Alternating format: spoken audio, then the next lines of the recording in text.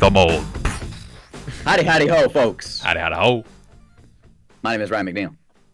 Michael Frieri. And welcome back to the Brinx, Hearse podcast. And today is a day we are going to look at the American institution of the situation comedy, better known as the sitcom. Yes. Been around for ages, taken many different forms. Today we'll be counting down our top 10 sitcoms of all time. I have to say, I really, I always hear the term sitcom. I never really knew what it meant. I forget a lot of times it means situation comedy. Yeah. Which you can't have comedy without a situation, so it seems you can't have anything without a situation, technically. So seems kind of redundant. Yeah. When I searched it up, it really opened up more because I figured like a sitcom would just be like laugh track shows. But it opened up the door to so much more. It was just like comedy with recurring characters was the definition. Yeah, you texted me when we were making the list. You were like, "What the hell even is a sitcom?" Yeah. and I was like I just said any like half-hour comedy, like I'll count that as a sitcom. Honestly. Yeah. Okay. And obviously when we think of sitcom, I think like network TV, very safe. Yeah. Like studio audience, but like I think there's the TV's so wide and vast now. Like any half-hour comedy, like that's a sitcom. Oh, for sure. I can live with that. I can see people considering Barry a sitcom. I wouldn't put it on there personally, but yeah, I can see it. Yeah. So yeah, the lines are very blurred nowadays. Yeah. So, it's a lot of it is probably our top 10 favorite comedies also, but yeah, these are all sitcoms though. Mm-hmm. Yes, at least by our estimate. Now, Mikey, you got any honorable mentions for this list? I got a whole bunch actually. I do too. Yeah, hit me with them. I got South Park, Bob's Burgers, Cleveland Show, Family Guy, New Girl, Friends, Phineas and Ferb, Adventure Time, Malcolm in the Middle, Everybody Hates Chris, and Modern Family. And the first ever Brinks, Truck, and Hearse dishonorable mention. Dishonorable mention? To Big Mouth. Oh, you suck! I love Big Mouth. That's why I put it there. I remember, I think it was one of the playoff games last MLB postseason, and there was a Big Mouth ad on TV. And you just went like, "It's not right. Grown man talking about little boys' penises." It's just weird. It makes me feel weird when I watch it. It's such a good show. It's an amazing show. Okay. My honorable mentions, I got The Thick of It, Toast of London, Eastbound and Down, Fresh Prince of Bel-Air, Family Guy, Broad City, Veep, Silicon Valley, Reno 911, Everybody Hates Chris, Community, What We Do in the Shadows, and I hate to say it, Mikey, number 11 on the outside looking in is The King of Queens. Wow. Okay. And I will have things to say when we get to because I'm assuming it's fairly high on your list. So I'll discuss when we get there. Okay. So now, Mikey, would you like to? Let me just say first, I did start watching Community as of yesterday. Oh, really? Okay. It's got a good pilot. Yeah. It's sweet. It's sweet. It is a sweet little show. Yeah. How about you start us off this time? Okay, I'll start off. This was one of your honorable mentions, and it is Malcolm in the Middle. I grew up watching this show. Absolutely adore this thing. All 5 members of the family are equally interesting. Yeah, that's Malcolm, a good point. Yeah. Malcolm is obviously, he's kind of a kid genius. He's a little arrogant because of it, but he's right most of the time, so you do kind of side with him. Dewey he's not like a dumb kid, but he's just kind of strange. He's a little off. Reese is kind of a delinquent, but there's a lot of times you see Reese is very vulnerable because he's just so lost in the world. He's unsure of himself. And then, oh my God, I can't think of the mother's name. Helen? The actress name is Jane. I remember that much. Maybe Helen, yeah. Workaholic. Obviously loves her kids, but very stern, very strict, yells a lot. She feels like a real mother. Yeah. Hal, very apprehensive, very nervous, very awkward. Doesn't do a lot of things right. Yeah. But he also has great fatherly qualities. Yes, he still is a good father, I feel. Yeah. He's still trying. He still really tries. Yeah. He's still committed to what he's doing, no matter how well or poorly he does it. Yes. I think it's interesting how you say that every character is interesting in a way, because a lot of shows, the brother or sister character of the main character, they're just kind of there. Everyone has their own, pull in this show. Yeah, so. And it's never sometimes an episode starts and it's like, oh, it's going to be about this character more so, and you're like, oh, all right. Yeah. No matter what with this show, it's like, oh, it's about them. It's like, okay, cool. Like Mhm. it makes no difference what direction they go in. I think that's what made the show so good. I think it ran 5 years, I think, which I mean, for a show with kids is kind of that shows a lot of growth. It's a Yeah. fairly long time, Yeah. and also has a good finale. It wraps up well. But I mean, there's no real down points to it. I think one of the strengths of the show is also it's very vague in a lot of ways. Like you don't know what state they live in. They don't say their last name for the entire show. You don't know what Hal does for a living. They make it as like any town USA as possible, and it feels very 2000s as well. Like Dewey's probably like around our age, like when the show is happening, and like just from the clothes they wear to the toys they play with, it's very relatable. I think one of the funniest characters, maybe in any sitcom ever, is Stevie Carnarvon. Perhaps. Kid in Yes. the wheelchair. Yeah. I do have a rebuttal much higher up this list, but two rebuttals to that statement. Yeah, I can. There's a lot of great sitcoms. I know. I'm just saying. Stevie is fantastic, and so is Craig, the guy who works with Helen at the supermarket and is always hitting on her. Mm-hmm. I mean, it's a show that it's very manic. It's very stressful. They're a lower middle class family. They don't have their shit together. It's very chaotic, but I don't know. There's a comfort in the chaos that like even through all this, like they're still okay. Yeah. They're going to be all right. So that's why I love Malcolm in the Middle so much. So that's my number 10. What do you got at that 10 spot, Mikey? My number 10. People are gonna hate me because of how loved the show is, and it's only at the 10 spot. I have The Office. Oh, The Office. Okay. Why? What'd you think? I thought you were about to go with Seinfeld. Oh no. Okay. I have The Office. Okay, yeah. I think we're on the same page with The Office. We love it. Yeah. We think it's great. Yeah. Little overexposed. Yes, overrated, very much so. You're gonna go overrated. Okay. Well, there are a lot of people who say like, "Oh, it's the best show ever." Which, that's where I say it's overrated. I don't think it's not consistent at points. Like once Michael leaves, it's such a big hole when he leaves that you can't. Even before that, like seasons 2, 3, 4 are not as good as are much better than 5, 6, 7. And Michael's there for all those seasons. Yeah. Also, they do try to. I give them credit for trying to like build like actual stories within the madness, like with the magic with Pam and Jim early on. It has nothing on or is miles ahead of the stuff with Pam and Jim after they get married and stuff like that, where they try to like. Oh yeah. Tell stories of like marriage conflict where it's just like why? It's just not interesting. You feel uncomfortable watching it, and like not in a good way. Where it's like it's a comedy show. Like I think people always talk about how much it's great. So we're gonna bring up things we like aren't crazy about. Yeah, of course. But yeah, we still think the early stuff is so good, and I don't know if there's a comedy show that handles more dramatic elements and overarching storylines as well as this one. Like the Jim and Pam romance up to when they got married was all handled so incredibly well, I feel. Yeah. There were no hiccups along the way because it isn't like, oh, she breaks up with Roy and now they're together. It takes a little time before like they really get going and then it all takes off. I think another thing that kind of made the show feel a little artificial, I guess, is that they call it the Flanderization of a character. It comes from Flanders from The Simpsons, where they take an aspect of a character and they make it the whole character. Yeah. Like in the early seasons. That's very true. Very true. Like in the early seasons, Kevin's dumb. By the last season, you're like, I don't know how this dude drives a car or like ties his shoes. They make him so stupid. Yeah, Kevin's dumb. Meredith is an alcoholic and a slut. And Michael as well. Like, I remember there's an episode, I think it's the Halloween episode in season 2, where Michael has to fire somebody. And Dwight obviously tells him to fire Jim. And Michael just goes, no, Jim brings in too much money. And it's like, that's like the last time we like saw him like be a boss and say something smart. Like seasons 5, 6, 7, like you reach a point where you're like, how does this guy have a job still? Yeah.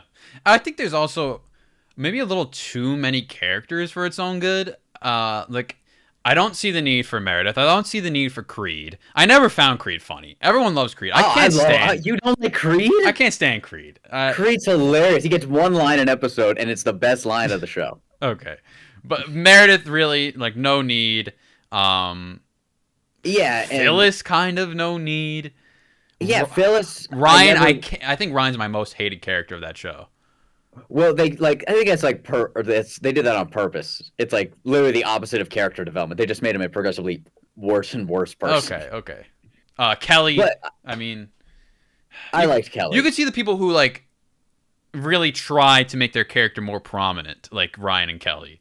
I know Ryan. Yes. Ryan was one of the writers of the show, I think. So was Kelly. Oh. Yeah. Yeah, they tried to make themselves a little more than they should have been. I agree that like Phyllis maybe really didn't even need to be in the show. Mm-hmm. Like Meredith was there, and like I like Meredith. She's got some funny moments. Same with Oscar, Angela, Kevin. But when you introduce them early on, and then you get to season 8, you're like, we should probably say more about this character. So you have to like kind of tell more and more and more. Mm-hmm. What you lose, but they were supposed to be a fun side character, so now you kind of lose that aspect of them. Right. When you have to be like, oh, this is where they live. This is their home life, or blah blah blah blah blah. Who was your favorite Office side character?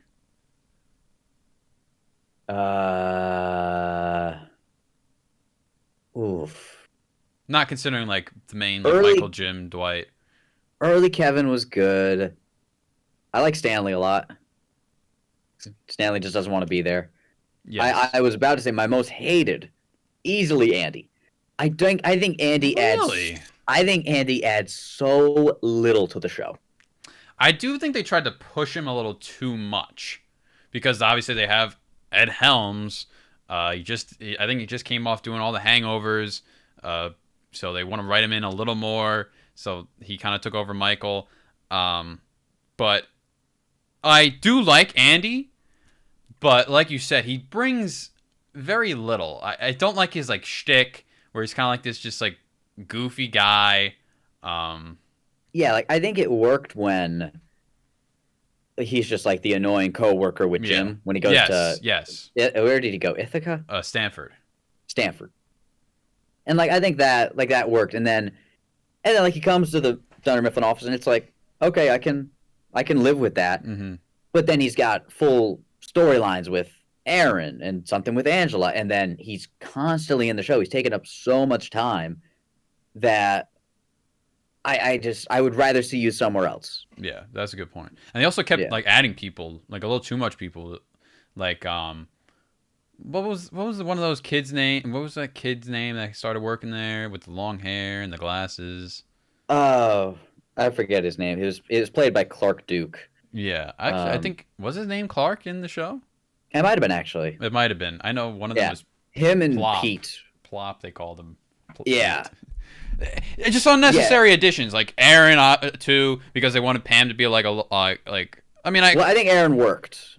That was like the last 4 seasons or something. Okay.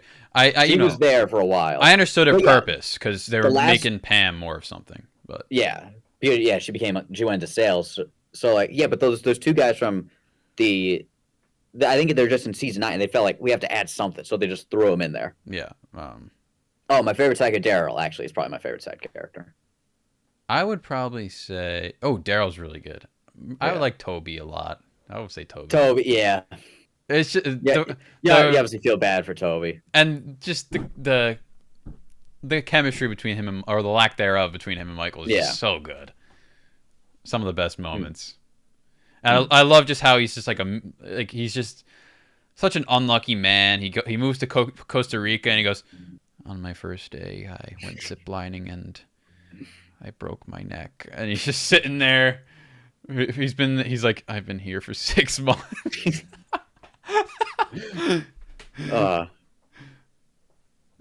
will say one of my favorite scenes, I think, maybe in the whole show, is when Michael has to do like some counseling thing with Toby, and they're playing Connect 4. That is a fantastic episode. And he has like a therapist like breakthrough, and he's like talking about how his parents got divorced, and then his stepdad or whatever, and then it's like a very human moment.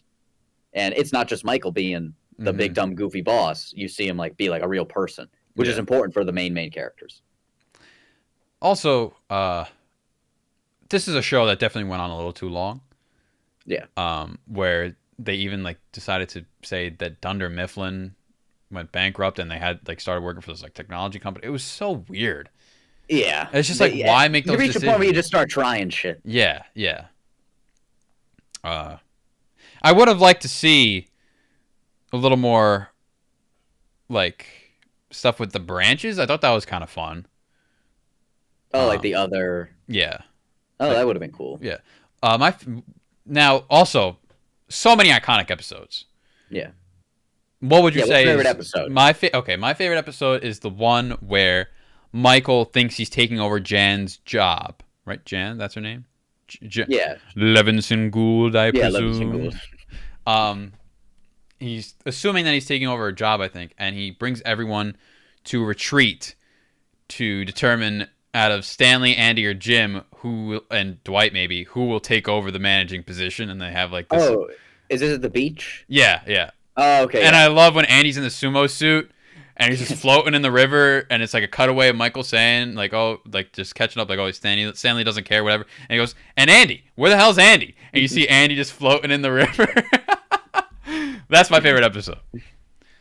My favorite has to be Fun Run. It's from season 4. It's from the first like 4 episodes of season 4 for some reason are 45 minutes long. I don't know why they had to do that, but they did. And I think it starts off Michael runs over Meredith with his car. One of the funniest moments of the show. And then just the whole idea of the Fun Run is hilarious because it turns into like the Michael Scott Fun Run for rabies and also cancer or something. It's like a long, long list. And he ate the Alfredo before. Yeah, so I love when he crosses the finish line. It's like drooling out of his mouth, and he looks like shit. And it also has a great joke where I think Toby's like the first one to finish the 5K, and he gets back to the end where Kelly was waiting. She was like the moderator, and he was like, he's all tired. He's like, how far away from the office? She goes, I don't know, like 5 kilometers. He goes, you couldn't put it in a circle? I think that episode actually really like shows each character. It sums up each character really nicely in this race where like Michael, he's like the guy who's like overzealous, trying a little too hard, and then he just obviously like hurts himself and does more harm to himself than good. Andy with his bloody nipples. He's like running around with it shaved, and you just see like blood coming from the shirt. Yeah, and Jim and Pam don't care. They stop and they buy the lamp. Yeah, they're not involved, but they still do it. Yeah, they still have fun. And then like Toby, who can do good things, but it just in the end, nothing ever works out for poor Toby. Yeah, yeah, I think Stanley has like a heart scare at one point. Maybe I forget. Maybe those. Yeah, I forget that was. I remember that one being my absolute favorite one. Yeah, that's a good pick. All right, that's your number 9, correct? Yeah, we just spent. I know. That's my number 10. We just spent 18 minutes. That was 10? That was 10. Oh, shit. We spent 15 minutes talking about The Office. It's all right. I mean, hey, at least we know it's good for maybe another episode. Yeah. I mean, yeah, there's plenty we could keep going on. Yeah. All right, my number 9, I got Bob's Burgers. I'm actually surprised how low this is for you. I love this show. I think the thing that like kind of keeps it from being super high is it's a show that like every episode I pretty much like am a fan of. Like there's no like bad eps. There's very few episodes that I like really remember like, oh, that episode was amazing. Yeah. So I guess that kind of keeps it up, but consistency and just the best vibes. It's just so simple. It's so warm. You like it's similar to Malcolm in the Middle. All 5 members of the family are equally interesting. It's a Bob, Linda, Gene, Louise, Tino. Whoever gets an episode, it's going to be a good episode. It doesn't matter. Very true. And also fantastic side characters from Hugo, the food inspector, Marshmallow, I don't know. I think she's a hooker pretty much. What's his name across the street? Pesto? Jimmy Pesto? Oh, Jimmy Pesto. He's no longer in the show. Oh, that's right. Yeah. Well, when he was there, When he was there, he was great. But the funnier, though, Andy and Ollie, his 2 sons. Yes. Hilarious. Yeah. I love it. Regular size Rudy, Henry Haberman. I love when you can tell that, like, main characters are voicing other characters. Like I think There's a real novelty to that. Bob does one of his sons, right? Yeah. What's that? But doesn't Bob do one of his sons where and he's like, I think what's her name? Tina has like the hots for him all the time. Is this not one of his sons, or is this some kid? Oh, Andy and Ollie you're thinking of? Maybe. Because Tina's got a crush. No, oh yeah, Tina's got a crush on what's his name? It is Pesto's kid. Jimmy Jr. Jimmy Jr. Yes. Yeah. Yeah, the guy who does Bob's voice just does him with the lisp. Yeah. And it's not like he's this great voice actor. No. He does a little something different, and it works. Yeah. And Teddy's hilarious. Teddy might be my favorite side character in the show. I mean, he's in it. Like he's probably a main character in like every episode. Yeah. I like when, like, you can see like side characters become more main characters. Like Butters in South Park wasn't one of like the main kids, but then now he basically is. Yeah. I like Mort the Mortician. And it's also just a cool setting. I think it's technically supposed to be New Jersey or Long Island. I can't remember. But it has that seaside vibe to it. Mm-hmm. But like anytime they always have great Halloween episodes. They have great Christmas episodes. They go all out. And like I said, they're very consistent. Lots of care goes into every episode, from just having the store next door be a different name every episode, the extermination truck be a different name every episode. And the animation is simple enough that like they can like mass produce it, but it's not too simple to South Park where it's like I can't watch 5 of these in a row. Right. And it also has I think it's hilarious. Gene's probably the funniest character on the show, but also incredibly heartfelt. Like the Christmas episode just this past year was absolutely amazing and very, very sweet. So yeah, Bob's Burgers, absolutely fantastic. I think my favorite character of Bob's Burgers is Linda. Linda's fantastic. Yeah. Linda's so fun. Yeah. And I think we've talked about this before, that we think like where Bob's Burgers is, like as of late, might be better than where Family Guy ever was. Yeah. Yeah, really. Which is a lot to say because I also love Family Guy. Mm-hmm. Was Family Guy your honorable mentions, or is it? Yeah, I believe that was in the honorable mentions. Okay. Yeah, if it wasn't, that definitely is one up there. That was a very impactful show in my upbringing. Okay. Yes. All right, now what do you got at that number 9 spot? My number 9 is Golden Girls. What? I think I've seen maybe 3 episodes of Golden Girls, so I can't judge. Yeah, okay, you go. It's just such a comfort show. You know, it reminds me of like my mom, and everything. It's sweet, it's heartfelt, and it makes. Are you going to tell your mom that the show about these 80-year-old women reminds me of you? I always say Betty White kind of reminds me of her. Okay. I don't know if that's a compliment or not, but like she would always tell me how like she would always watch this like growing up. So just that I think reminds me of my mom. But okay. It's sweet, heartfelt, and it makes the lives of old ladies pretty like entertaining to watch. Okay. And it's also pretty funny. Sophia is one of the girls. It's one of the Golden Girls' mother. She's the oldest one with the glasses, yes, right? Yeah. Yes. She's absolutely hysterical. But that's all I really have to say about it. From what I do know about that show, I know like they handle a lot of like difficult subjects, and I've heard they do it very well.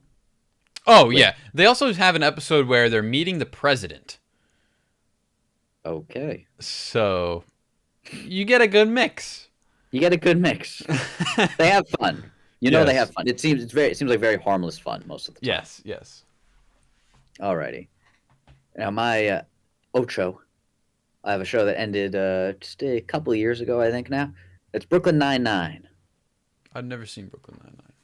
I think you'd like it because it's in the same vein as Your Office, Parks and Rec, Brooklyn Nine-Nine. I know it's the same writers as New Girl. Or something. Like they have something to do I know with it's each the other. same writers as Parks and Rec. It was on the same time as New Girl. Okay. There's crossover with New Girl as well. I know they have something to do with New Girl. Yeah, I think it's hilarious, and again, probably it's a stacked cast. Every character gets It's very evened out. I think it's the same guys who, like I said, Office and Parks and Rec. They kind of figured out the formula. Mm-hmm. So like from season 1 through season 7, I think was the last season. Like they don't get like too carried away with anything. Every character stays pretty level. Nobody like nobody gets written out of hand, I guess is what I could say. Right. I think Jake Peralta is a great protagonist, but there's episodes with, I mean, Terry Crews is a side character in the show. That lets you know how good the show is right there. That's a good point. Captain Holt might be the best character in the show, though, technically, because he's the most interesting there. But I mean, they've lost cast members, and every episode has still been, every season, I mean, forward, has just been so good. And I mean, it's something that's been done before. It's just, it's a comedy in a police department. It's a workplace comedy, and you get a lot of the same kind of tropes and stuff, but every character is written so interestingly, and everyone gets depth from the beginning that you go like deeper into their characters together. So it never feels like out of nowhere when somebody like has an episode all about themselves. So I definitely recommend that one. I think you'd like Brooklyn Nine-Nine. Okay. I've always been interested. Never got around to it though. But my number 8, yes. Yes. We got Drake and Josh. Ooh, okay. Yeah. We can watch those episodes right now, and they're just as funny. Yeah, I think this is the best Dan Schneider Nickelodeon live action sitcom. I say live action because there's. I'll seal my lips, but okay. It's so. It's a very like mature-ish. I mean, for the time like that was in, it would kind of like mature jokes kind of like weren't a big deal. But they made some like really like cool jokes that still work. And I think Drake, the chemistry between Drake and Josh is so good. They're they butt heads because they're opposites, but they also love each other and they'll stick by each other. And yeah, like they're stepbrothers, but like they have like just a regular brotherly relationship. Right. Yeah. And Megan, everything with Megan is funny. Their dad is. I think everyone is. Oh, Walter. Walter, he's so good. It's one of the very few of like the Dan Schneider, like iCarly, Drake and Josh, Victorious, blah blah blah, that makes me audibly laugh. Yeah. Because I think both Drake and Josh, they just do such a good job. Yeah, and they're equally funny. Yeah. How much Drake doesn't care is funny, and how much Josh does care is funny. Yeah. They both have their funny in their own sense. And like you said, how like it's kind of a mature show. Like kids watched it, like it was on like right after cartoons and everything. But like you said, like there's an episode where like they think Walter's cheating on their mom, so they follow him to see what he's doing. They obviously get into relationships, and Mindy comes and goes and comes back. It's very much more like a teen show than it is a kid's show. But each of us saw it at quite a young age. Right. Also, they have a really good Christmas special. Do you remember that episode? Or I guess it was a movie. I saw it when it aired, and I was super excited for it. I remember liking it, but I don't remember much about it, except Kimbo Slice is at the end of it. Okay. Yeah. I mean, it's fun. Yes, it's very fun. Do you have is Crazy Steve probably the best side character in the show? Yes. Yes. Craig and Eric are good too. They are pretty good, but I think Crazy Steve is actually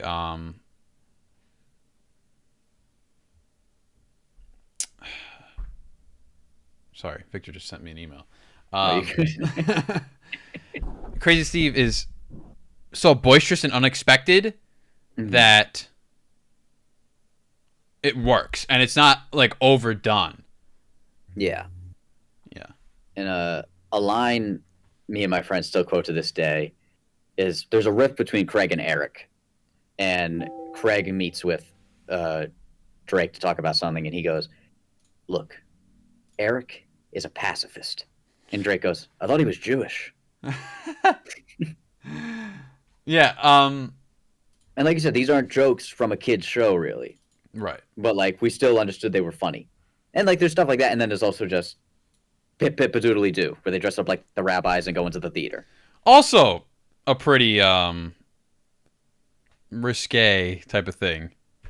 Yeah, they because what did they say? The haberdashery was open, but the costume shop was closed or something.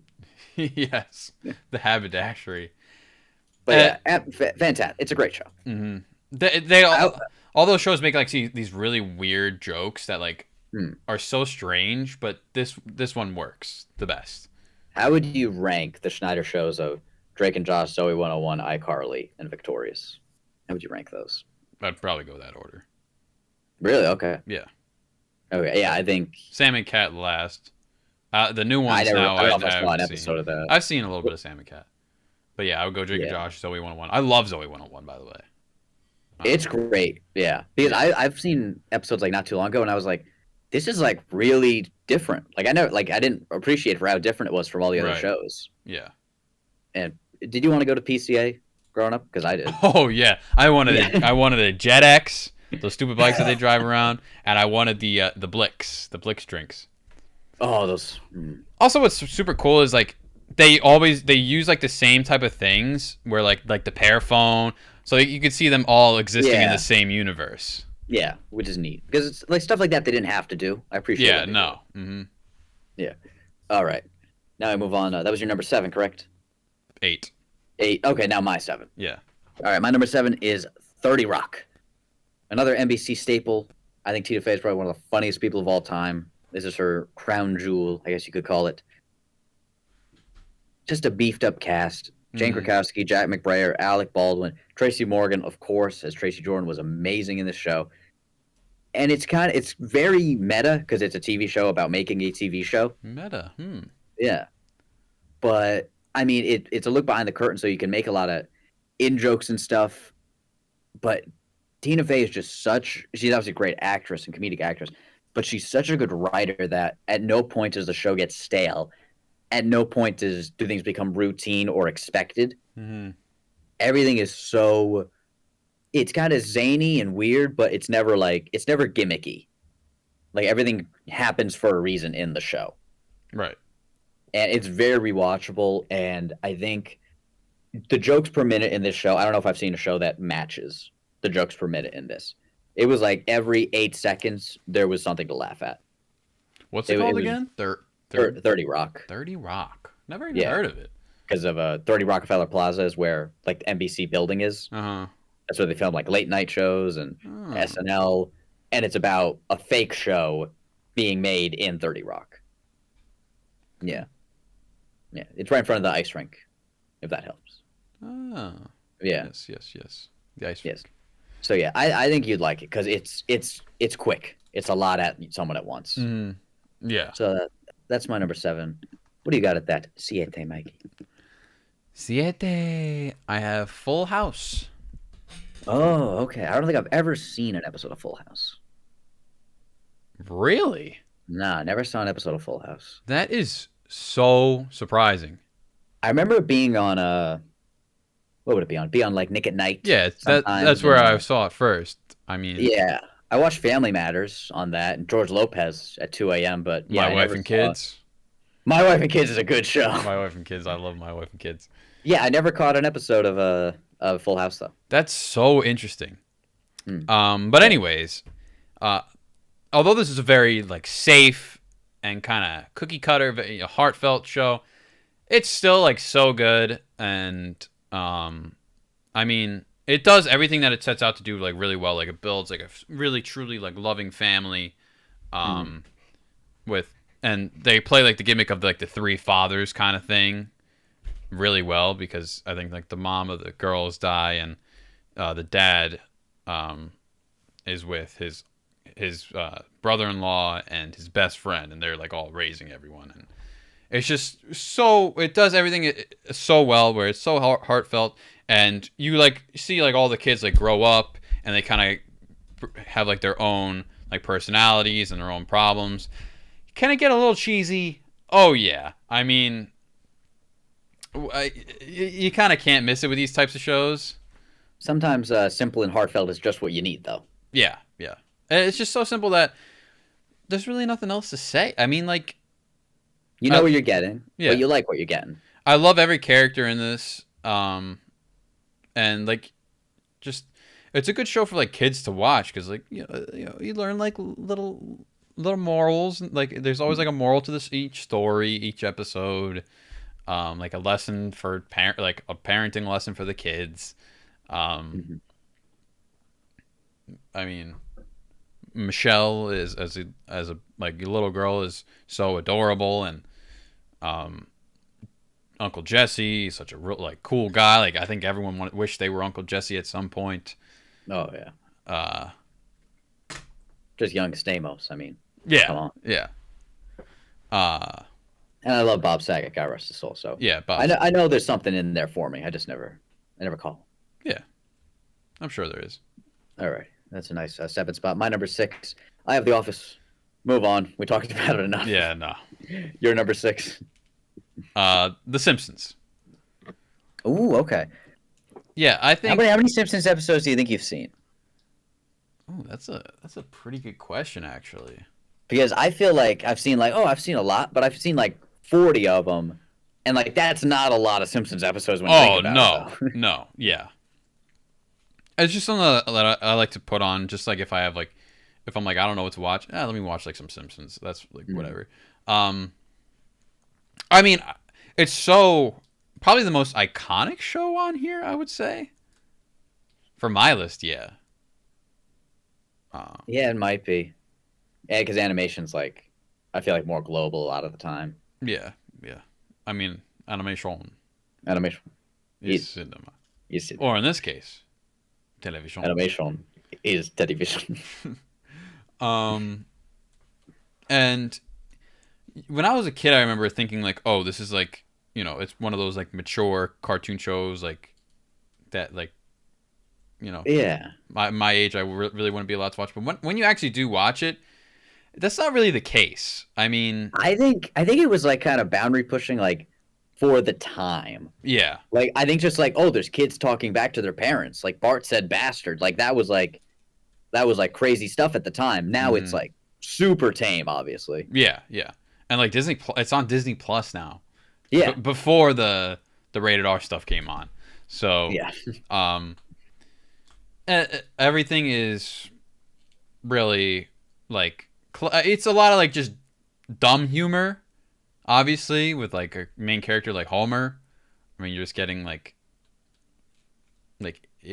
idiot humor, I guess you could call it. yeah. I think it walks the line well where because like to make a joke about like a guy being dumb like can be done in a very clever way though.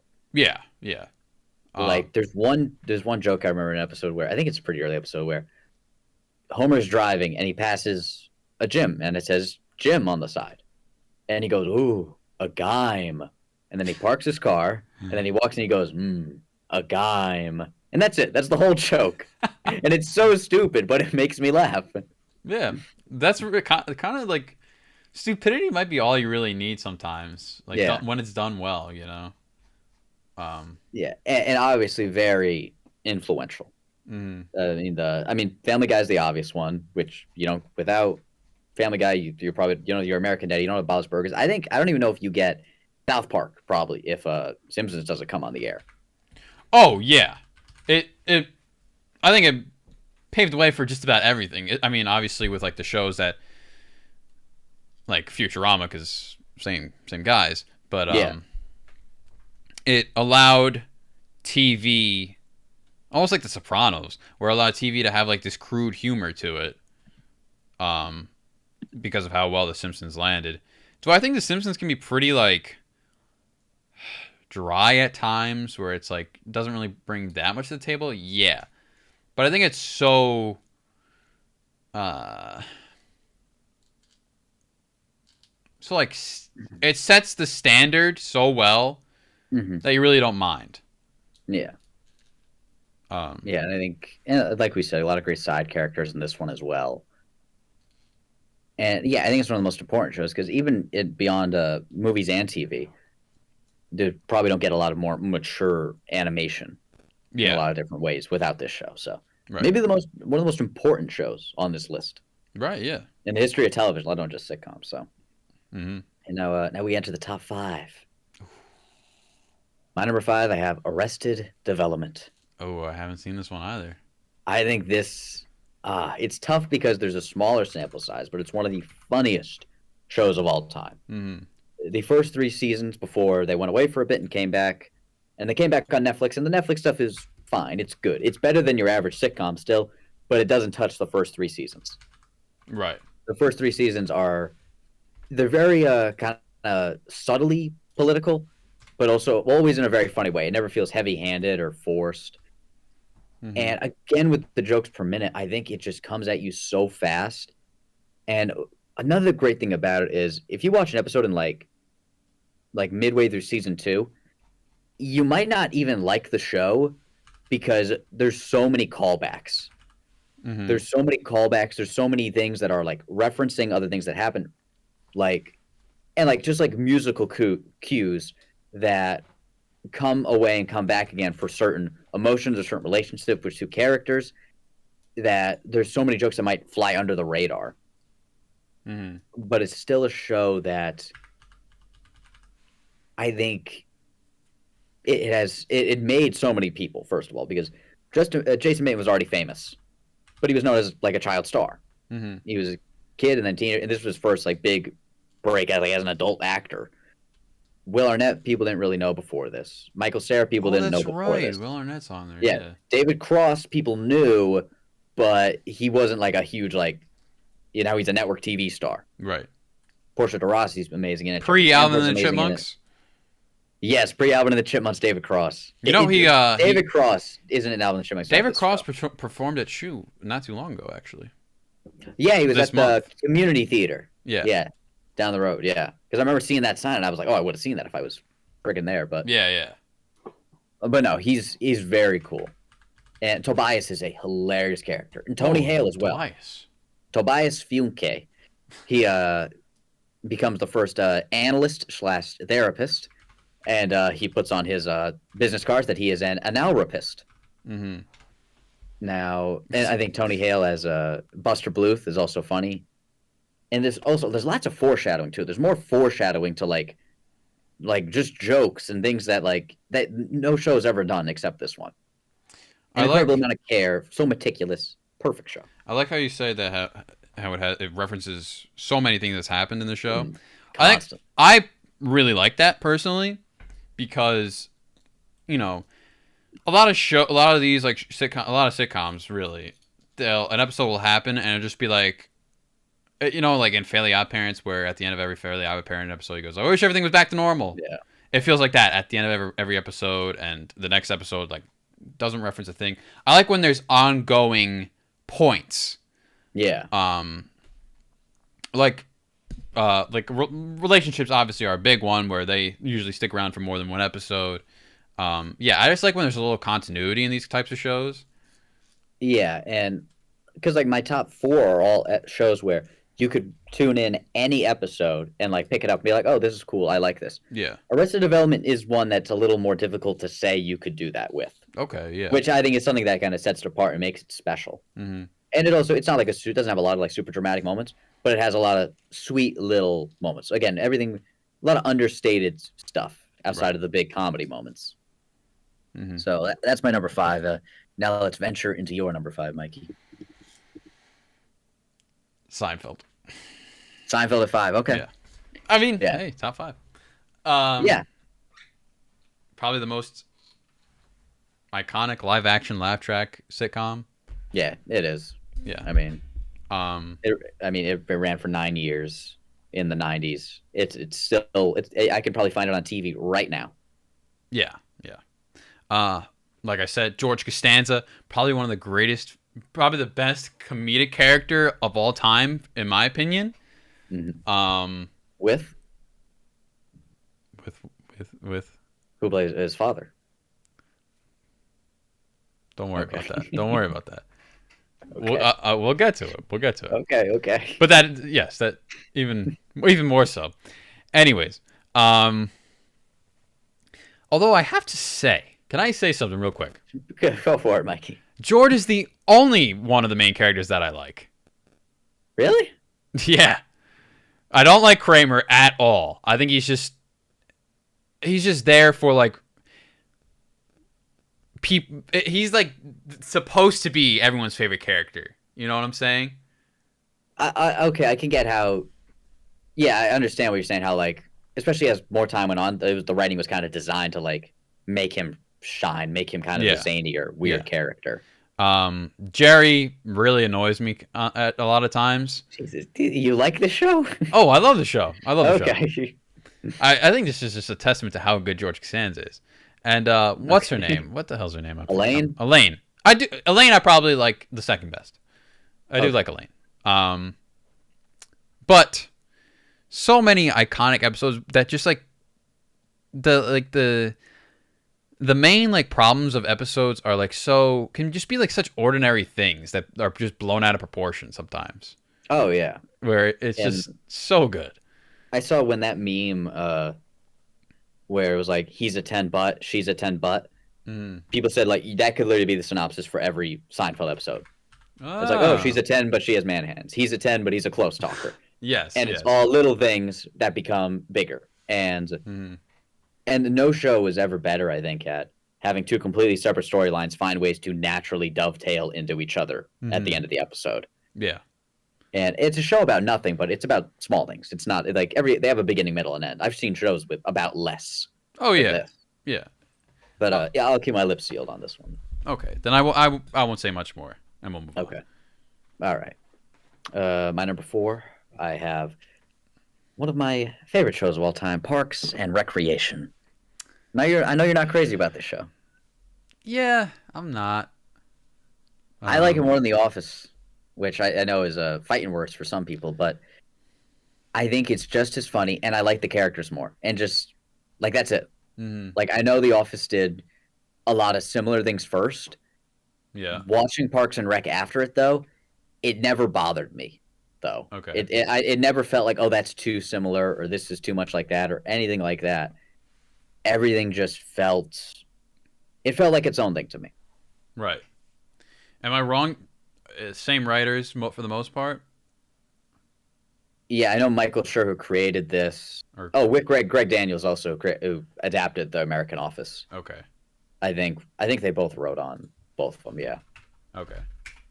Yeah, you can definitely see the similarities. I don't know. I guess it's just like the characters don't stick as well for me as The Office. Which I get. Yeah. It's preference. I think it's a little too similar for me, actually, where it's just like, why would I watch this when I could just watch The Office? Interesting. Okay. Yeah. Because I think it's shot the same way. They have like the cut, like the cutouts of like the interview portions. The talking heads. Yeah. And they're all like, they're in like this business setting, and yeah. Michael and what's the main character's name? What's her name? Leslie. They're a little very similar for main characters. As Michael? Yeah, I think a little bit. I think as like bosses, they're energetic, but Leslie is like a very good person. Leslie's very selfless. Okay. Michael's not a good guy, really. Yeah, that's true. I think one of Parks and Rec's advantages is it ended sooner. There's less of it. It's more pure. I do think the last, towards the end, it can be a little. There might be a couple duds in there, let's say. Right. But not like what The Office was, where it became a completely different show. Yeah. But no, again, with influence, though, I mean, Chris Pratt isn't famous without this show. Oh, yeah. I mean, Chris Pratt with I didn't know Chris Pratt until Guardians of the Galaxy, but I think he was reason enough for me to watch Parks and Rec. And he's amazing in it too. He's so funny. And it was even my dad has been just watching like a few episodes just when they've been on TV lately. And he just knows him. It's like, oh yeah, he's in the Marvel movies, he's in the action movies. He's never really seen him in anything. Right. And he's been watching. He's like, I never realized how funny Chris Pratt is. Yeah. Yeah, he really shines here. Yeah, and he does so much improv. He does physical comedy. He's genuinely great. Right. I do and remember obviously Ron actually Swanson. seeing, speaking of like just talking about Chris Pratt, is Mhm. that Star Lord was the last Yeah, role he had to audition for. yeah, I think it should have been this. I think this is just mm, enough. yeah. And I remember it's funny because I think it's like season 4, maybe. He like was filming Guardians too, or he was leaving to get ready for Guardians, and Oh, he's not in like 3 episodes. yeah, And so like in season 2, he's like a little doughy, you know. It's like how he was. And then like at the end of the season, he's like just this yoked up dude, and he's clearly in Star Lord mode. yeah, yeah. But I no, I love Parks and Rec. It's so warm. mm-hmm. It's not because The Office can be kind of a little desolate. It can be a Right. little. The setting can be the one thing with The Office that bothers me as time has gone on is the setting. Is you're always in that same room. That's very, very true. Yeah. Yeah, so The Office doesn't have rewatchability for me like it does for a lot of people. It almost feels like Office, you're there's going no different life places. outside of the office. Yes, Parks and Rec, you're going different places. You're outside. It's more colorful. It's brighter, and I think the personalities are more energetic. They're more into it. Mm-hmm. Whereas, well, like Jim's a cool dude. Jim's a good guy. He's very low key, and sometimes it can be a little boring when he's always low key. So Right, right. Parks and Rec's my 4. I love Parks and Okay. Rec. Quattro, Michael. You ready? Uh, King of you always Queens. prepare me. Oh, there. Oh no. Oh, okay. Yeah. I thought it was gonna be your number 1. Oh, okay. Before we started actually during recording, it was at Mm-hmm. oh no, never mind. I don't want to say this. Okay. I don't want to say Oh this wait. We'll wait. because We'll it wait. kind of discredits what's ahead of it. But Okay. it was at number 2. Then I came to my senses. I was like, because there's one. I'll say why. There's one problem with the show that really like kind of bothers me, Mm-hmm. and that is there are way too many episodes where the storyline surrounds them sparing Arthur's feelings, or Arthur hears them say, Okay. like overhears them say like something mean about them, and they need to make him feel better. Way too many of those episodes where it's just Yeah. kind of like, come on. Yeah. That, One of my honorable mentions, Fresh Prince, had a similar problem where there's so many episodes where it's just like, oh, Ashley's growing up. They got to deal with how she's growing up, yeah. and that's like that's the show. So, but King of Queens, it was at my 11. The thing that just kept it off, though, I think if I just did the top 10 funniest shows of all time, it's on the list. Oh. But I think there are shows that did dramatic stuff better. King of Queens never really tried to tackle that stuff though. It Okay. just kept it pure comedy. Well, But that just keeps it a notch outside. there is the stuff with like Deacon and like cheating on his wife. I feel like that was like pretty crazy for them to do. Yeah, but again, doesn't it feel kind of out of left field for them? Yes, it feels a little Yeah. out of place. I'm not crazy about it, but it was a little daring. Anyways, why I love the show. I More reasons to think love first of all, Kevin James. it. Yeah. I think this is his best work. His I best would say. role. Like everything about it is so well done. And like I said in talking about Seinfeld, George Costanza, one of the funniest characters. Arthur Spooner, Mm. big. He's giving him a run for his money. I mean, Yeah. everything that Arthur just says is hilarious, and just like his I, presence on the screen, like I said earlier on the best fictional characters, George's presence. That's all you need for it to be funny. yeah. And I remember it was one of the actors on the show or one of the writers, I can't remember, said that there was a scene with Jerry Stiller where he had to like enter and say, "Oh, hello, Douglas," and then he like says whatever the funny line is, and he came in and he goes like, "Hello, Douglas," and the audience laughs, and they had to tell him like, "Can you say like some lines less funny because they step on the actual jokes?" Yeah, the Douglas stuff is actually just always just so funny for no reason. Yeah, Um, but also, I think they kept it small too. Like, yeah, how many side characters are there? Like, there's Deacon, Kelly, the uh, dog walker lady. what's his name? Patton Oswald. What's his name? I forget. Oh yeah, yeah. Patton Oswalt, Kevin James's brother, Spence. Spence. Moose. The guy who calls him Moose. Richie. Richie's name is. Yeah, who he's not in. Like, he's only in a few seasons, right? Yeah. Raymond, he's always there every once Yeah, in a Raymond shows while. up. That's not an honorable mention. I love everybody loves Raymond. Yeah, I do like this a lot more than everybody loves Raymond, obviously, because it's not on the list. But Yeah. I think the two of them are so good together. Mm. And Kevin James is an actor who, like, when you watch him, you can tell he has the studio audience just in the palm of his hand. Oh yeah, for sure. Like, as much as I love Seinfeld, like, I don't know if any of them really have that control like what I saw with Kevin James. Kevin James also, like how we say, like comedic actors can be really great dramatic actors. I was rewatching as I always do, King of Queens the other day, and there was an episode where Arthur falls for Kevin or fuck what the Doug's mom or aunt. Oh, yeah. And Doug goes to the aunt and he's knocking on her door. He goes, Arthur's gonna propose to you, like, and I think he's like trying to stop it, and she's like, I don't want to marry him. He's like, oh, why? And then like some guy walks in and kisses her or whatever. So Doug obviously sees that she's like sleeping around, and then Arthur comes up, and then Doug is trying to stop him. Arthur walks in, and he walks, and then you don't see what happens. He just walks out, and Doug is just standing there, just giving him like the most like heartbreaking look, like, I know what you saw, I'm sorry, and that was it. And it was so well done.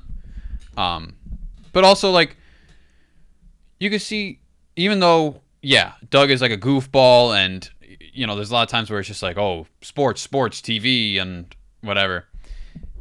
And he always like gets on Arthur always gets on his nerves, but he also cares so much about Arthur. Like, he always has like those moments where he'll be like, all right, I'll take him out with me and the guys and stuff like that.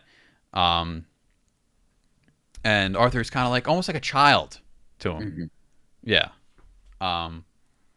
And Carrie and Doug, probably my favorite couple in all of television. Yeah, probably mine too, honestly. I can't think of a duo I like more than that. Yeah. Because obviously they have fantastic chemistry. And there's some sitcom couples where they just like get along and it's not believable. Or they just argue and it's not believable. They have like the right balance. Yeah. It feels like an actual couple. Yeah. They work through stuff. Good things happen, bad things happen. And again, Carrie, if it's a Carrie focused storyline, it's not like a downer because Doug isn't involved. She's still a great character. Yeah. Usually, and Leah holds her own. Usually the wives of these shows are kind of like much more secondary to the main character. But Carrie and Doug, they're like pretty side by side. They're like they're pretty equal. Yeah, they're a team. Also, sometimes I wish that Leah Remini was my age and we would meet and fall in love and live forever. Minus the Scientology phase. Minus the you would have kept her out of the Scientology. Yes. King of Queens. That's where I put it. Number 4. Yeah. Yeah. It makes sense. It's one of those where it'll be on later and I'll be like, yeah, a couple of these won't hurt. Yeah.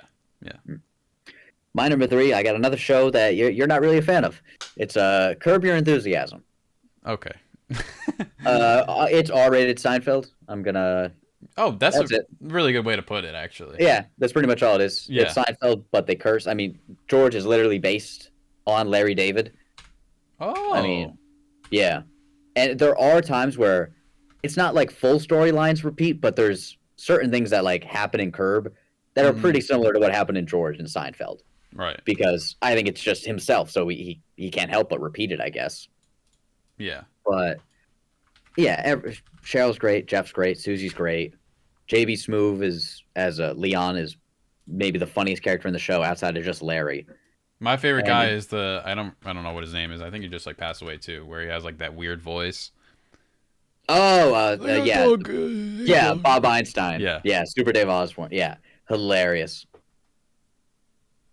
Yeah, because, Larry steals flowers from, I think, Funkhauser's mother's memorial, and he confronts him about it with that voice. But, I mean, it's a fantastic show. They're still making it. It's been going on for over 20 years now. There's been long breaks in between, but they started in 2000, and the show is still just as good as it ever was. I've actually only seen recent episodes.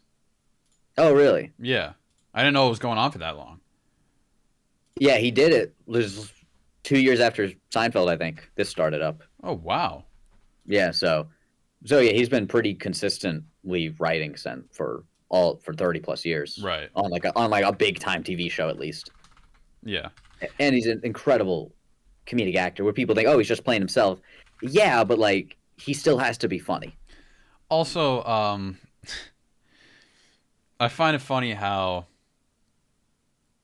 they make these 80-year-old men like go out with these like 20-year-old girls. Oh yeah, there's the episode, whatever it was. There's an episode this last season where Larry goes out with Lucy Liu, who's like 40 years younger and gorgeous. But I think Richard Lewis is one where I think they're playing into how they're just gold diggers with him most of the time. They never really say it, but yeah. And Richard Lewis. Oh yeah, they kind of just make it implied in a way, which I think is actually like pretty well done. Yeah, and the show it feels LA, but like in a good way, not in a bad way. Yeah. So yeah, I see what you're saying actually. So yeah, I love that it doesn't play it safe at all. It's quite refreshing, actually. Yeah. Yeah. Because I never really gave it like a formal watch, so maybe I will like eventually fall in love with it. Yeah, the first season I remember being good, but it could be a little hit or miss. It's still finding its footing, right? And then it takes off. Okay. So yeah, that's my number 3. It's R-rated Seinfeld, and we'll be talking about Seinfeld. So what do you got at your number 3? Futurama. I know you love this show. This is my favorite. Like, I guess you consider the genre of adult humor animation. Mm-hmm. I think it takes everything that The Simpsons does and just amps it up. You got this whole it does a great job at world building because you got like all space and like these different alien species and stuff, and like recurring characters all over the place, and everyone's so lovable, and the comedy is so. Family Guy. I can't stand Family Guy anymore, honestly. And this is when I watch a show like Futurama, I can see why it's so lacking for me nowadays. And that's because it's like Marvel humor, where it's like, okay, we're talking. Here's the joke. Here's the joke. Joke. This is the joke. It's almost like an alarm going off. And then the cutaways are ridiculous. But Futurama, it's like woven in. It's almost like it's just so subtly done, and that makes it so much more enjoyable. Yeah, we've talked about this before with Family Guy, how it gotten definitely more towards a point where it was almost like the jokes were written and they wrote the show on how do we get to this joke, and it didn't always come in the most natural way. And the cutaways I do enjoy, but sometimes it's again like it's so unnatural, like why someone would say this to do this cutaway. Right. Well, I do know from what I have seen a few Futurama episodes, it's just a natural, consistent. It's dialogue where jokes happen. It's nothing out of nowhere. Yeah. Family Guy is comedic on the sense of the situation that the episode is in. Yeah. While Futurama is comedic just in the dialogue itself. Like it doesn't play into like what is happening, or as much as Family Guy does. It just kind of plays into what the characters would say. And every character is like really enjoyable. Professor or the professor or Dr. Farnsworth or whatever his name is. I think probably my favorite show. The favorite character, the old guy. Bender is very crude. You fit all like these sects of comedy. Like Bender's like the crude humor guy, the robot. Fry is like this kind of Homer Simpson kind of guy, a little dumb. He's the main character. Yeah, right? but a little he's younger, so he's like a little childish. Leela is kind of like the mom, but she also has like her good moments. Zoidberg. That's Nogla, right? Yeah, Zoidberg. Okay. I guess Zoidberg would be like the character that's written to be everyone's favorite, like how I said. What's his name? Kramer is written. But yeah, every character is so enjoyable. The world is so enjoyable. It's getting rebooted. Oh, really? I didn't know that. Which I'm not against, but the ending was actually really good. That's why it was in my finale honorable mentions. Oh, okay. But I'm excited to see where they go after this. Also a little scared, considering I could see like more safe. Although, like I said, Futurama and The Simpsons, they're not that dangerous in their humor. Yeah. They can still play it really well without like pushing boundaries. So I Yeah, think but it's Futurama clever. would be okay. Yeah, yeah. That's my number 3. There's one joke from Futurama that I really like where I think they call it like there's like a planet or something where it's like the planet of indifference or Mm-hmm. something.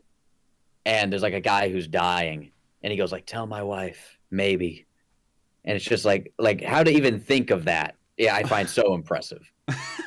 Yeah. That totally seems like a show that uses their world and animation to Mm-hmm. the best for their comedy. Yeah, for sure, for sure. All right, my number 2, I got I believe it's the longest running live action sitcom of all time. It is going on. There'll be a new episode of this show tonight, and that is It's Always Sunny in Philadelphia, Oh, I haven't seen this. I've seen the first episode. Very which you were taken shocking. aback by. Very It's so shocking. funny. It's so funny. My brother just started it last week, and he told me I was unprepared for how awful these people are. And I said, yes, they're the worst. Like people think like Seinfeld ends with them going to jail because they're all bad. It's Always Sunny. They're so much worse. Oh They are yeah, yeah. so much worse than It's Always Sunny. Mm-hmm. Like I said, Eh. I don't think there's ever been a character casted for the role of Luigi that has also said the N word in a show.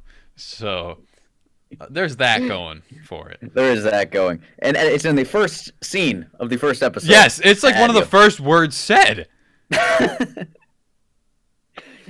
It's one of the funniest shows because they take chances. They put the comedy first above anything. Yeah. Like let me pull it up. The first season is an amazing run of just topics they chose to tackle. Mm-hmm. And it was on FX before FX was really anything. Like they knew nobody was watching this, so like Oh yeah. they were allowed to try anything. So yeah, the first episodes are racism, abortion, underage drinking, cancer, gun I remember control. the abortion one. That's when they go to like the rally, right? Yeah, and molestation. That's all just in the first season. When is Those this, topics. what year was this again? 2005, I believe. Yeah. So yeah, Impressive. these topics come and they go. The show is still going strong. And I watched the first season, and I loved it so much. Mm-hmm. And I knew Dan DeVito came in the second season, and I was actually kind of worried that like it would kind of change the show a little bit because I liked the first season so much. But Dan DeVito fit right in. I mean, I expected him to, but Frank Reynolds is just a perfect character. And I mean, this season that's going on right now, it's still great. They're still consistent. They're still irreverent. They're still disrespectful. They still take chances. Mm-hmm. I mean, you can't ask much more from a show that it has not lost its fastball one bit. I think who's like the guy that? How am I going to describe it? Because I don't know their names. Not Charlie Day, but the guy who has like the beard mostly, Rob McElhenney? is clearly into himself a little too much. Rob McElhenney, the guy who plays Mac. Yes. Yeah, He clearly wants to be like. he created the show. Yes, I know that. He clearly wants to kind of be like the baby face of the show. Like he wants people to really like him, in a sense. I don't get that vibe from him, honestly. I don't know. He just seems like so into himself for me, where it's like, I can't really stand him. Oh, I don't know. He seems like a pretty cool dude. Okay. I don't get those vibes. Maybe I need to watch it a little more. Yeah, it's funny you say that because the character of Dennis, if you watch the show, is the most vain. Is the most like that's his character's self-centered. name, Dennis. No, the other guy is. Oh, The guy who has, like, not the hair Charlie going Day. up. Not Charlie Day. Yeah, not Charlie Day. That's, Charlie Day's that's the character only is guy I dumb. know other than Danny Okay. DeVito. And Kaylin also as D is also absolutely hilarious. I mean, they all deserve Emmys. None of them have won. Yeah. Oh, really? They have a great joke about it. How they're like there's like bar awards, Yeah. and they were like, we never win any of these things. That bar that opened down the street just won a bunch last year. We never win anything because Louis came out that year and they won a bunch of Emmys its first season, Mm-hmm. and they've never won anything. So You think maybe it has something to do with how unsafe the show yeah. is? Yes, 100%. Has the show become less safe or more safe now that it's I really don't think so, honestly. okay? Like, I like that actually. I like that. yeah, there's still a lot of yeah. It's still pretty out there. I mean, even if it Mm, goes more safe, the writing is still so good that it's still going to be a hilarious show. right, right. It's not like it's not like that's the gimmick or that's the draw to Hmm. the point where it'd be detrimental to lose it. Like it's still a fantastic show if you take something like that away. So that's my number two. I I will make a point of that to get around to watching it. Maybe after Community. Mm. Um, but I have to say, like watching sitcoms nowadays, like I don't know, it's just not there for me. Yeah, I have a hard time. I mean, just like over the last year, honestly, Yeah. I've had a harder time just watching TV in general, like getting into a show. Yeah, watching new shows. Like a new sitcom is hard to get into because like Yeah. I don't really need to pay as much attention to it. But like a new drama show, obviously, like a no-brainer for me Hmm. personally. Like if I haven't already seen the sitcom, I won't check it out. Mm. I mean, King of Queens was actually in rare form because I only first saw it last year.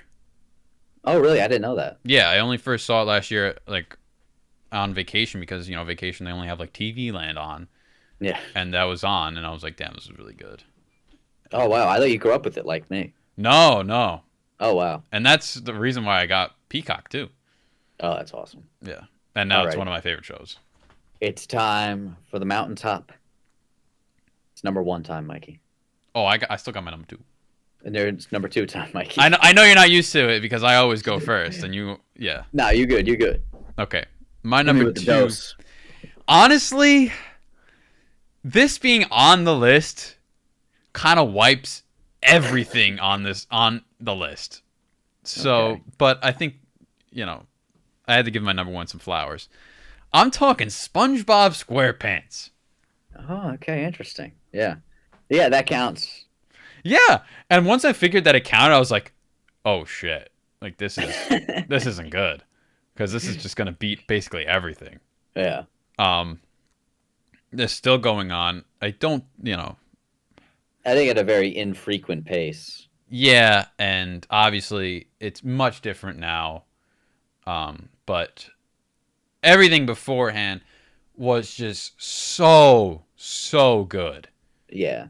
It's those the first three seasons they did with the creator Steven Hillenberg. He did those Hmm. 3 seasons, he did the movie, and then he left. And that stuff over the I don't know 4 or 5 years or whatever it was Yeah, is all so high quality. the entire world of Bottom is just done so well. Um, I mean, like I love like world building shows, Hmm. like a Futurama, where like every episode you see like another nook into Bikini Bottom or the universe of Futurama, whatever it may be. And I think SpongeBob, the character himself, is just so much fun to watch. Um, and each character again has their thing. Like SpongeBob can always be like this, like kind of uppity guy. He can also be very serious at times with like Patrick. So Mm. I think SpongeBob has a lot of depth to him at points. Um, Mm. and Patrick is just like this doofus, except for that one episode where he loses his head and then becomes super smart. Which, Yes. fun fact, is the first ever episode of SpongeBob I ever watched. Oh, what about that? Yeah, Squidward. You hated him as a kid, but he becomes more and more relatable as you grow older. Yeah. Um, What was your favorite episode of of the show? You had to SpongeBob. pick one. Yeah. Ooh,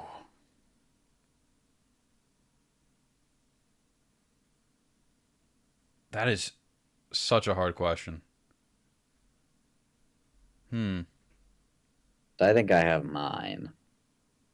Give me yours. Give me yours. I think it's the one where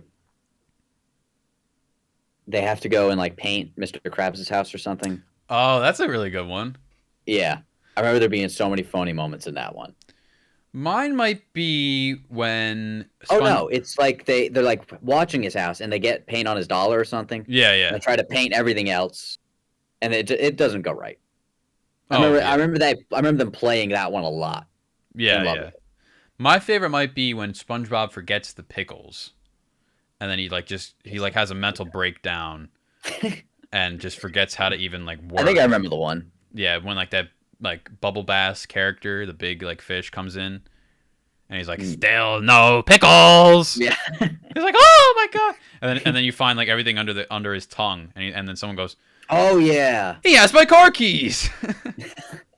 Yeah, and just the simple things from like the vibes of the show out when they're outside. I mean, they're underwater, but you know what I mean. Mm-hmm. Of like the sky, and then they have they're not clouds, but like you know those like big flower shaped things in the Yeah, sky. yeah. The little things like that add so much. All the incidental music is so vibey. It adds so much. And just things from like, oh, the my leg guy, and then everybody. My leg. Old man Jenkins. You know, it really Yeah. builds like a world. And, yeah, like there's these like continuous like ongoing jokes in every episode. And people talk about the movie Her, you know, with Joaquin Phoenix. Oh People yeah. don't give enough attribution to Plankton and his computer wife Karen for paving the way for a movie like Her to exist. I feel. Perhaps, yeah. Yeah, think It's about interesting for you to say that, actually. that. Yeah, I just thought about that now because I was thinking like it's a children's show. It's like Plankton, his wife is a computer. Yeah. I'm surprised. Number 2. I like it though. I obviously love SpongeBob. I mean, where else am I gonna put it, man? Mm. I'm actually surprised you didn't have it on your list. I didn't dive as much into the number one. I didn't dive as much as the kids shows as I should have. Oh, okay. My number 1, it's the Granddaddy.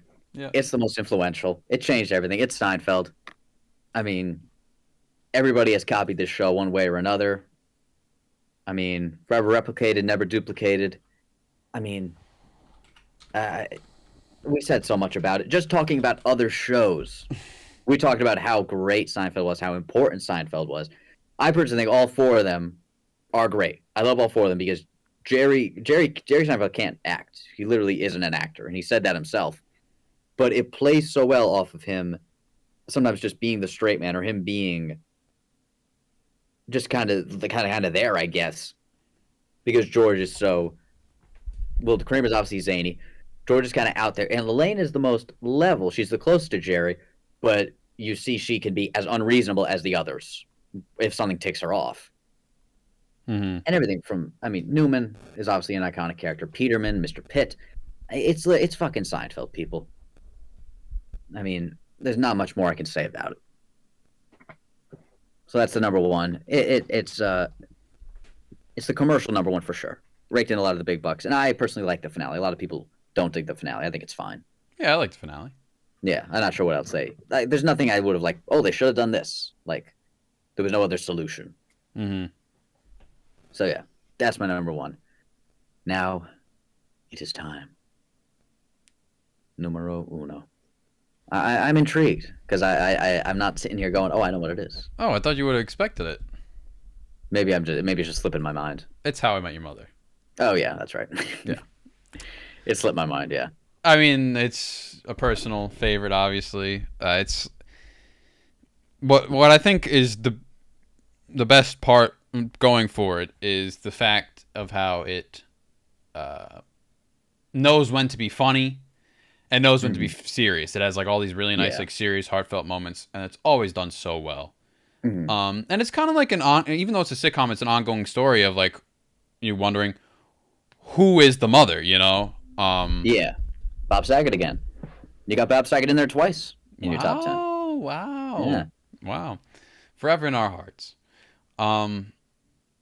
And I think like the character of Ted is like really nice, where he's like this kind of like Boy Scout, and he's just looking for love, and he's a very sappy kind of guy. Marshall, probably my favorite character, is like just this goofy guy who him and That's Lily. Jason Segel, right? Jason Segel, yeah, he's like goofy, but he can also be very serious. And Barney, obviously, another character written to be everyone's favorite character. Yeah. From what I've seen, that's what I get from him. Yeah. He's so good. Yeah, yeah. And then every character in that show has something going for them. There's ongoing like jokes that are always really good. Like there's a season where Barney makes a bet with Lily and Marshall that if he loses the bet, he has to wear a ducky tie, like a tie with ducks on him, for an amount of days, and he wore that one tie the entire season, which like I said, I appreciate continuity in these types of shows. Yeah, that's like what you liked about Arrested Development, things like that. Yeah. And like the relationships that Ted goes through is always like really cool to see. Like it's not like the same relationship every time. Each girl he has like a different kind of chemistry with. And each time he starts a relationship, is it always in the back of your head like, oh, this could be the person, or is most of the time you're like, this isn't her? Most of the time it's like, this isn't her, because okay, obviously when I'm watching it after it all aired and I see there's 9 seasons, I'm like, surely this woman in season 3 isn't going to be the mother. Yeah. Yeah. I mean, I really like the ending. Mm-hmm. I know people have a sore mouth in it where he ends up with Robin in the end after telling the story about the mother, and the mother being actually, you find out that the mother died, which kind of is like a big risk for a show like this to take, where it's like, whoa, that's like pretty crazy. Oh yeah. Which just goes to show how good How I Met Your Mother can be in times like this. And yeah, How I Met Your Mother, my personal favorite TV show ever. Oh, straight up TV show. You'd go that far? That or The Sopranos, yeah. Okay. Wow.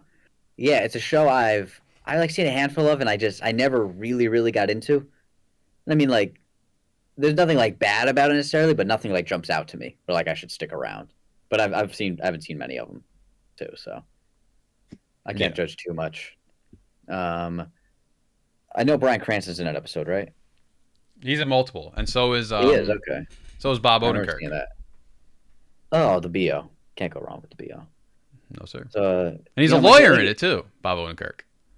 Oh, really? What year was this? Was this pre Breaking Bad or no? Listen to this, actually. Oh boy. So Breaking Bad happened.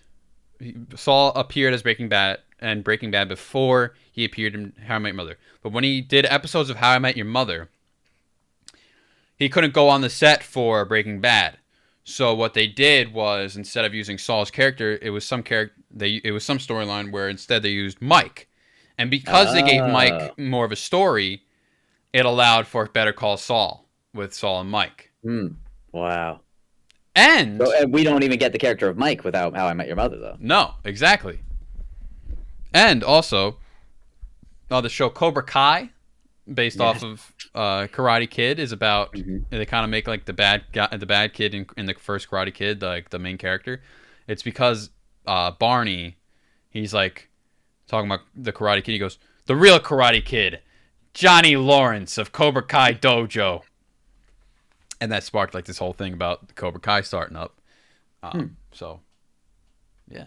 How many? So I guess I am indebted to How I Met Your Mother in some respects, at least. Yes, when you're watching Cobra Kai, which I love Cobra Kai personally. I've never seen it. Okay. Well, Mikey, I think it's time we get a meeting with NBC, and we could. Which would you rather pitch? Brinx, Truck, and Hearse, the TV show, or Brinx, Truck, and Hearse, the animated series? Ooh. Maybe, perhaps animated series, because I feel like you can go into so much more with that. Yeah, I agree. And as we finish up here, who would you want to play yourself in the show?